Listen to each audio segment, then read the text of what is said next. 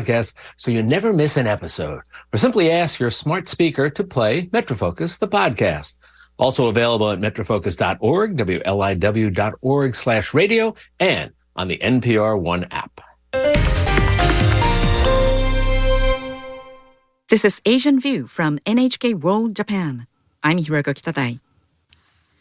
People in Taiwan have marked the anniversary of the 1989 deadly military crackdown at Beijing's Tiananmen Square. China continues to prevent any commemorations of the incident. Civilians converged at a Taipei Square on Sunday to remember the tragedy. They included members of civic and human rights groups. One of the event's organizers expressed his feeling. Civil society in China, including Hong Kong, has completely vanished. We have a sense of responsibility for holding the event as it can only be held in Taiwan. Participants in the annual gathering in Taipei arranged candle-shaped lights in the number 8964, which stands for June 4th, 1989, when the crackdown unfolded. They also observed silence for 64 seconds from 8:09 p.m. India's railway minister is revealing details about the cause of Friday's crash. He says there was a problem with the operation system. It is about the point machine and electronic interlocking in this matter. The change in the electronic interlocking caused the accident, and whoever did it and whatever are the reasons will be known after the investigation. India's railway board said there had been an issue with a signal. Local authorities said on Sunday that the accident in the state of Odisha left 275 people dead and more than 1,100 others injured. The crash took place on a key train line connecting major cities in India's east and south. The minister did not explain what kind of change triggered the accident. Prime Minister Narendra Modi's government aims to quickly restore service to prevent public discontent ahead of next year's general election. This is NHK World Japan. Marketplace is supported by DTN, with operational intelligence dedicated to helping businesses worldwide eliminate decision dead zones and find new ways to prosper. Learn more at dtn.com/OI. Today on the program, oil prices, farm auctions, and living life frugally. From American Public Media, this is Marketplace. Marketplace is supported by the Financial Times, whose distinctive pink pages have reported U.S. news for over 130 years. There's more at fearlesslypink.com. And by Raymond James, tailored wealth management, banking, and capital markets solutions for clients' unique needs. Disclosures at raymondjames.com.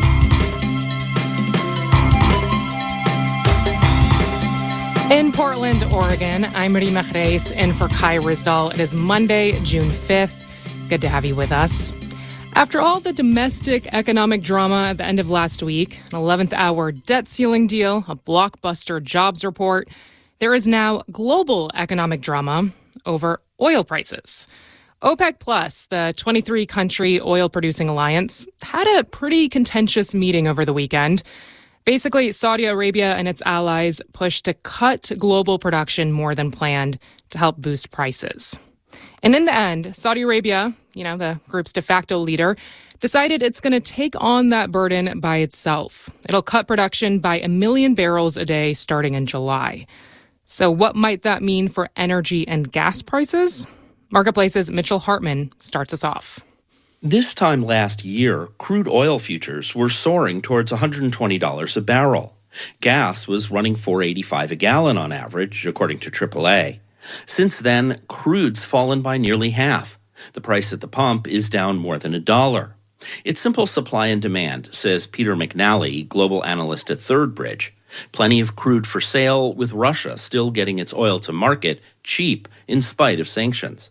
Inventories have been rising since the third quarter of last year as supply has exceeded demand. The Saudis and their allies do need to cut production in order to balance the market.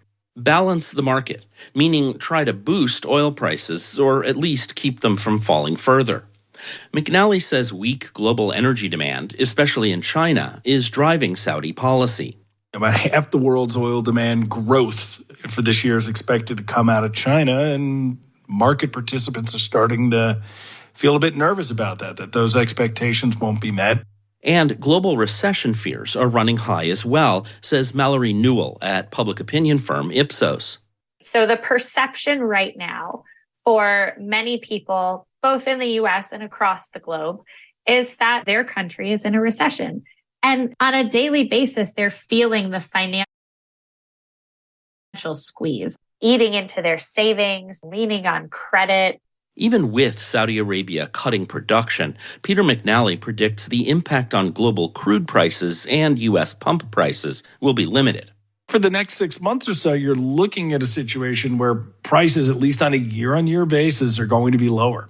Good for the overall inflation fight, good for U.S. consumers' pocketbooks. I'm Mitchell Hartman for Marketplace. The manufacturing sector has been kinda blah lately. We got some new data from the Institute for Supply Management. It shows that manufacturing contracted in May for the 7th month in a row. The sector was also a cool spot in Friday's hot jobs report. We asked Marketplace's Savannah Marr to take us into the world of manufacturing. Early in the pandemic, Americans famously bought a lot of stuff. And until around late last year, U.S. factories were still playing catch-up. Backlogs are mostly what has sustained manufacturing, says Jonathan Millar, an economist with Barclays. But those factory back orders have mostly been filled. And now, Millar says higher borrowing costs for consumers are putting a damper on demand. It seems like we may be headed for a period of weakness. So manufacturing firms may be at an inflection point, says Tim Fiore with the Institute for Supply Management. He says staffing up to meet that early pandemic demand wasn't easy. Now, do manufacturers hold on to those workers in hopes orders will tick back up? They're probably going to have to make some decisions in the June-July timeframe here about overstaffing. In other words, more layoffs could be coming. But there are bright spots, says Chad Moutre with the National Association of Manufacturers, like construction spending within the sector. That number is just a huge hockey stick at this point. Fueled by federal investments in shoring up U.S. supply chains. Semiconductor facilities being built, obviously given the push towards electric vehicles, new facilities being built for not just that production, but also for batteries. He says manufacturers are focused on how they can grow once they come out of this sluggish period. I'm Savannah Marr for Marketplace. On Wall Street today, traders were also feeling a little blah. We'll have the details when we do the numbers.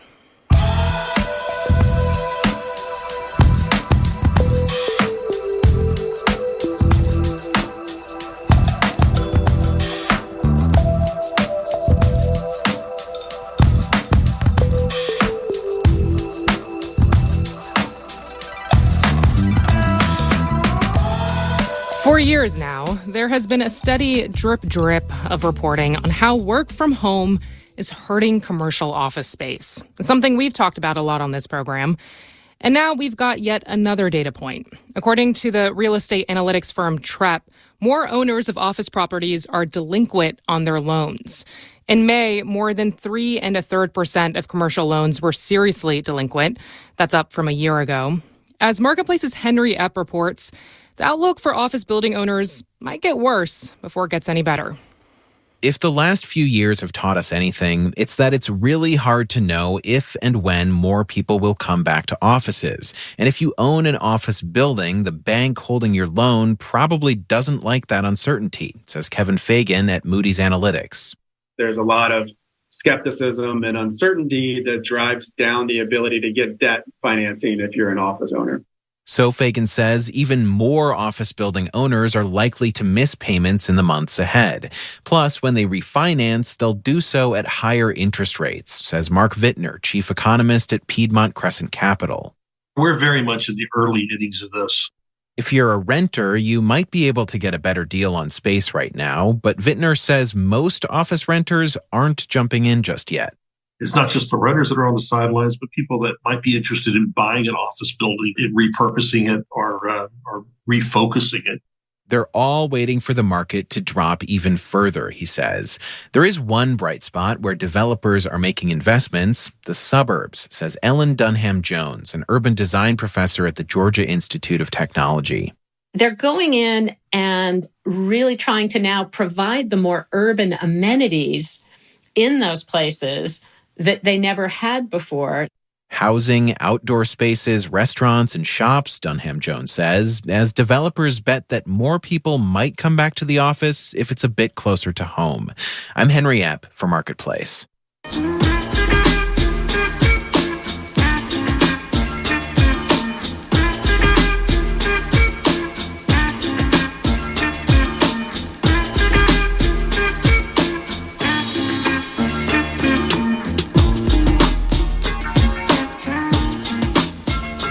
All right, now we're going to move from the office to the farm. If you live in a rural community and you need, say, a tractor, four-wheeler, maybe some land, a farm auction might be the kind of place you go to.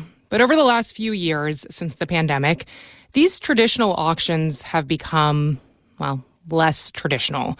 The National Auctioneers Association estimates 70% of the industry's $3 billion in sales now come from the internet. Harvest Public Media's Elizabeth Rembert has that story. Outside a Nebraska farmhouse, the voice of an auctioneer carries all the way down the gravel driveway. The farmer who lived here is retiring. His tractors, four-wheeler, and farm truck are lined up in rows, waiting to be sold to the highest bidder. Anthony Taney stands near the door of a shed, along with a couple hundred people who are here to browse. He's eyeing some of the equipment parked outside. I'm going to bid on a few things out there. But he's already lost out on some fishing rods he wanted for his grandkids. No, there's the guy they got. Many people here know each other. They catch up over cups of coffee from the lunch stand. But they're not the only ones looking for a deal. Online shoppers are also bidding. Bidders are logging on from as far away as Montana to make offers. Online auctions have been part of a growing trend since eBay came onto the scene in 1995. And then the pandemic cemented internet sales, says Nancy Kripe, who runs GRS Auctions in Missouri. Because suddenly people couldn't gather in public, it certainly turned to online. Turns out it's also just good business. Auctioneers say items go for as much as 50% more online. They just reach more buyers. A broader audience equals more competition, and the more competition you have for an item, the better the return. After 40 years of working in the auction business, Roy Montgomery has seen a lot of changes. He followed in his dad and grandpa's footsteps to become an auctioneer. Today, he pretty much only does internet auctions. I'll be honest with you, I haven't had a live sale of my own in probably over 3 years. Grandpa wouldn't understand this at all. At his shop in south central Nebraska, Montgomery and his team sort through shelves that hold hundreds of antiques.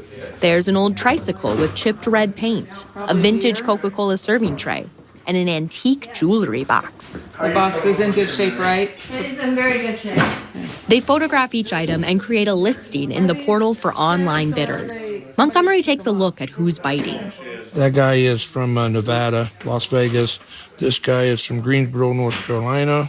But for many communities, auctions are more than just a business transaction. In fact, at the farm sale, most people aren't here to bid on anything specifically. They're curious about, say, how much used tractors are going for these days, and to see old friends. Jim Schrader is here, and he's not even a farmer. He says these events aren't really about what's for sale. Did you know that auctions, retirement auction is social? So it's kind of like a retirement party. So a lot of his friends will be here to tell him, say goodbye and stuff. But the days of only vying against your neighbors for a deal are likely gone. Lauren Beachy, president of Indiana-based Bright Star Auctions, says almost all his company's sales have internet bidders. And as an Amish man who often serves Amish customers, Beachy has even come up with a way to loop in folks who don't use the internet. We make a print catalog, and we keep a very dynamic mailing list of Amish buyers. Those potential buyers call into a conference line to verbally bid. Amish online bidding, if you will. But bidding via phone or computer will never quite capture an auction's energy, Beachy says. There's nothing like the excitement of a good brisk auction. I've never been to a rock concert But I know that, there's an element of electricity there and excitement. After all the ep-ep-ohs don't translate that well virtually. In Carroll, Nebraska, I'm Elizabeth Rembert for Marketplace.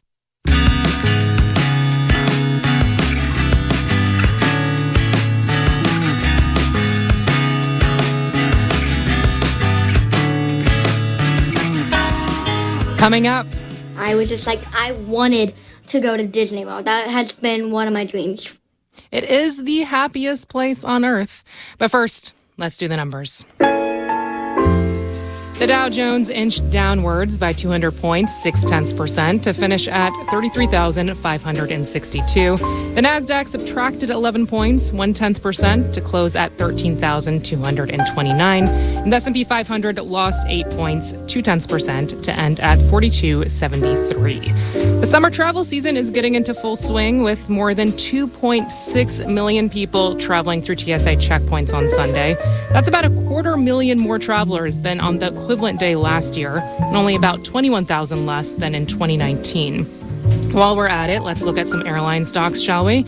Southwest Airlines dwindled by 0.25%, Delta added 0.25%, and American Airlines was down 0.4%. Bonds rose, the yield on the 10-year T-note fell slightly to 3.68%. You're listening to Marketplace. Marketplace is supported by Progressive Insurance. On the road and at home, customers can simplify their insurance needs and protect what's important by bundling home and auto with Progressive Insurance. Learn more about Progressive and bundling at progressive.com. And by Amazon Business. From small business to big enterprise and everything in between, Amazon Business helps simplify the supplies buying process. Amazon Business, your partner for smart business buying. And by Grammarly. Grammarly Business empowers companies to drive faster results with secure enterprise-grade generative artificial intelligence that works where teams do. It helps businesses break down information silos, collaborate efficiently, and quickly adapt to stay competitive. Grammarly.com/business.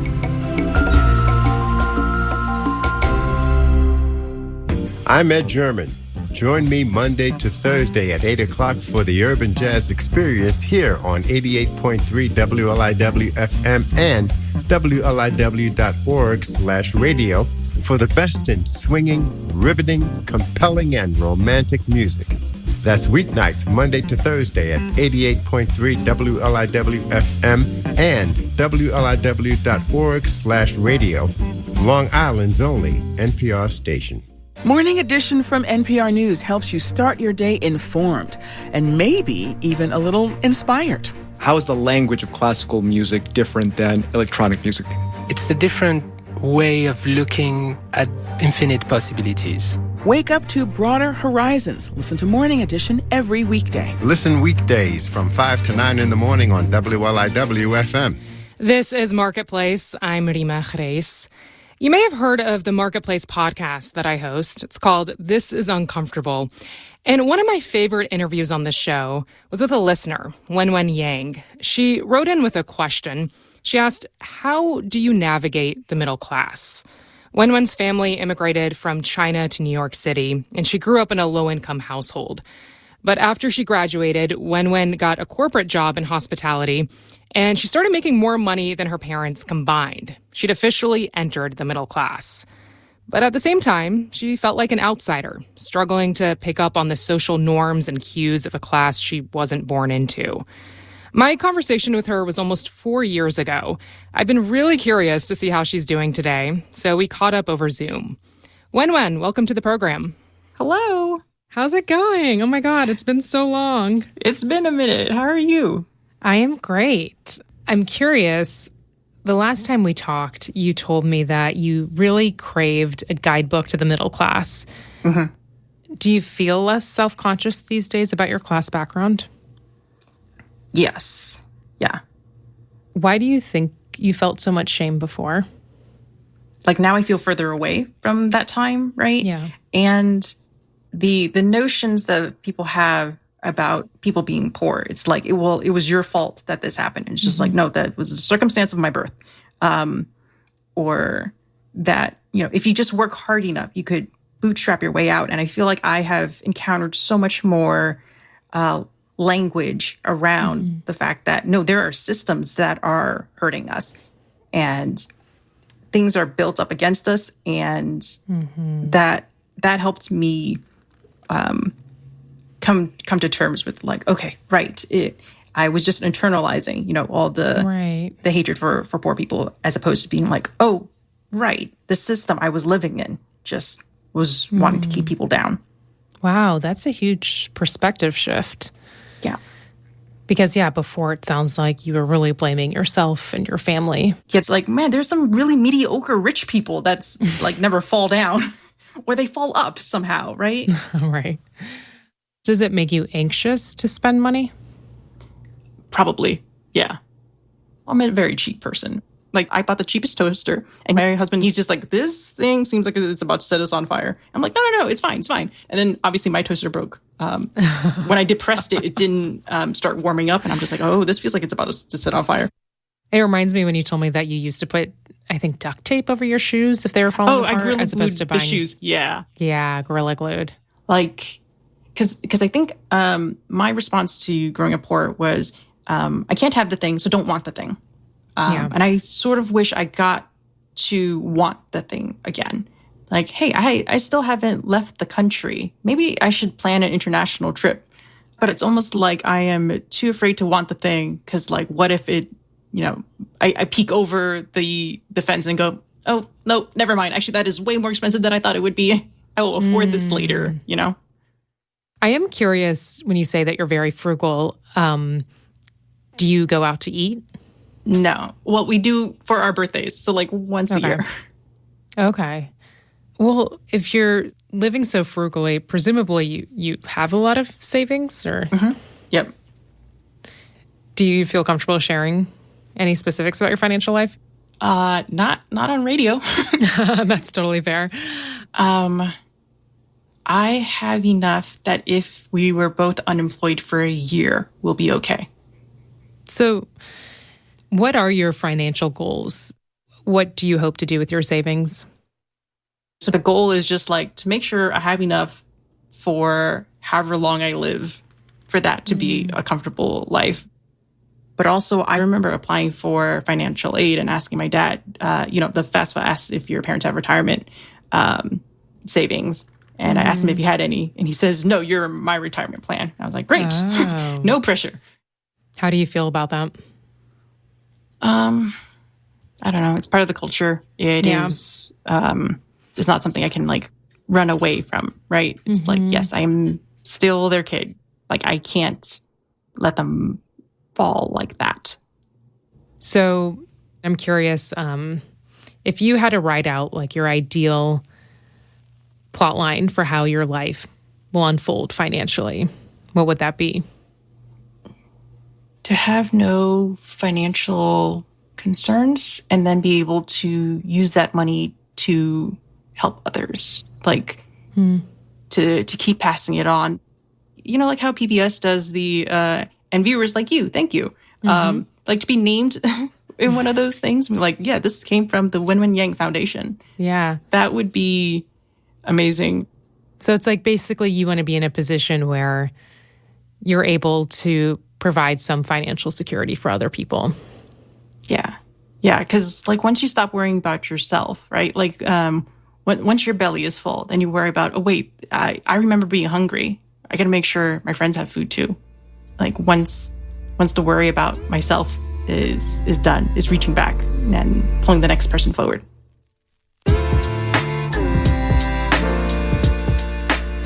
That was Wenwen Yang out of Dallas, Texas. If you want to hear her episode, plus more personal stories about money, you can check out the Marketplace podcast that I host. This is Uncomfortable, wherever you get your podcasts.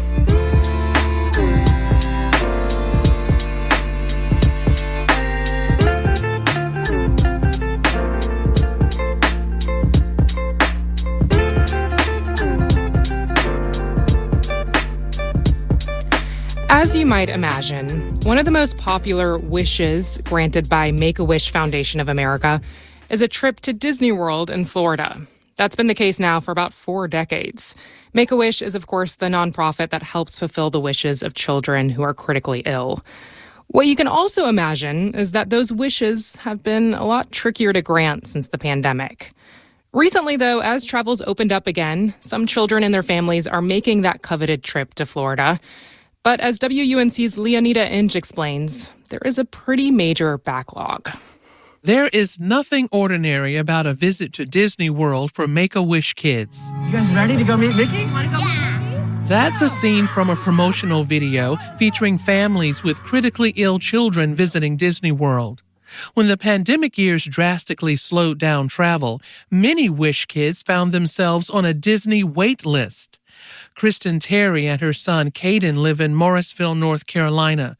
By 2020, their family had already been waiting for Caden's trip to Disney for months. When the pandemic hit, it changed everything. And ruined it for me. There has been so many times Mom was just like, Caden, we might be doing the Wish trip soon. Nope.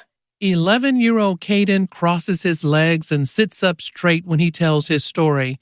He's had to grow up fast. He survived 10 surgeries for a congenital heart defect, and he'll probably need more. Kristen Terry says her son has waited more than 3 years for that Disney trip. There were a lot of times when we would get an email asking, hey, do you guys still want to do this trip or do you want to change your wish? And we had thought about it.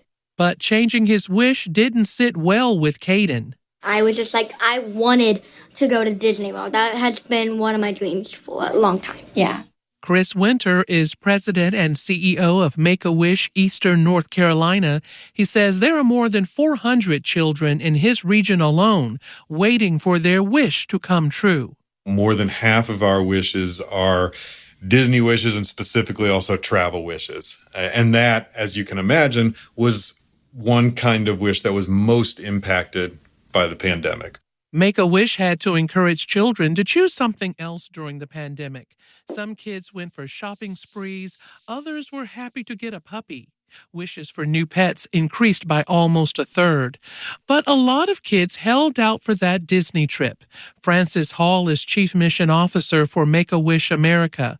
With travel possible again, she says they have been chipping away at the long wait list for Disney. They're really providing a record number of wishes for us. If we have a wish that needs to go this summer, such as a rush wish, we're able to get that wish in. That's good news for thousands of critically ill children and their families. And for Caden, he and his parents and baby brother finally made it to Disney World this year. His mom, Kristen Terry, says Caden talks about it all the time. What did you keep saying? That I loved it. He kept saying that all of his surgeries have finally paid off. It was really nice. We went to the pool to watch a movie. We went to do some rides there. I went horseback riding. And Caden says it was worth the wait. In Raleigh, North Carolina, I'm Leonida Inge for Marketplace.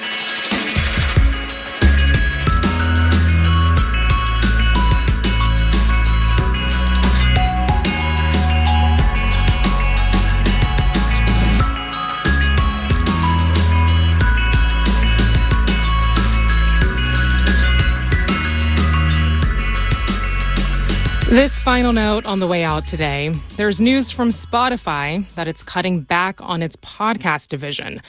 It's reducing its staff by 200 people in what's become a second round of layoffs. Last time, back in January, 600 people lost their jobs. The layoffs come at a time where there, of course, is a lot of economic uncertainty. Tech companies like Spotify say they're facing a lot more pressure to cut costs and bring up those profits.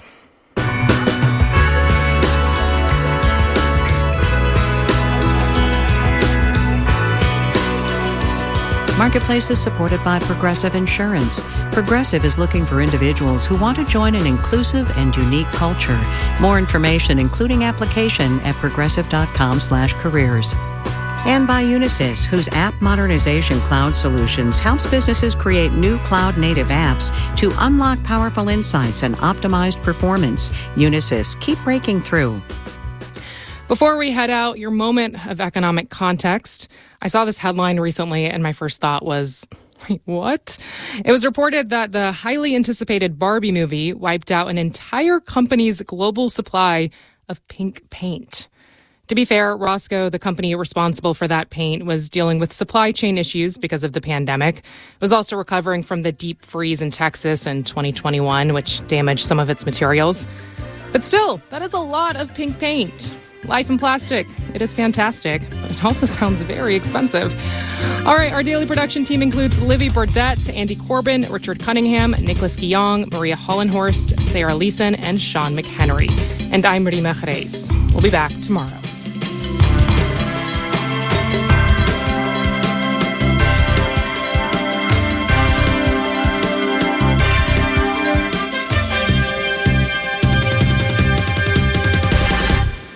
This is APM.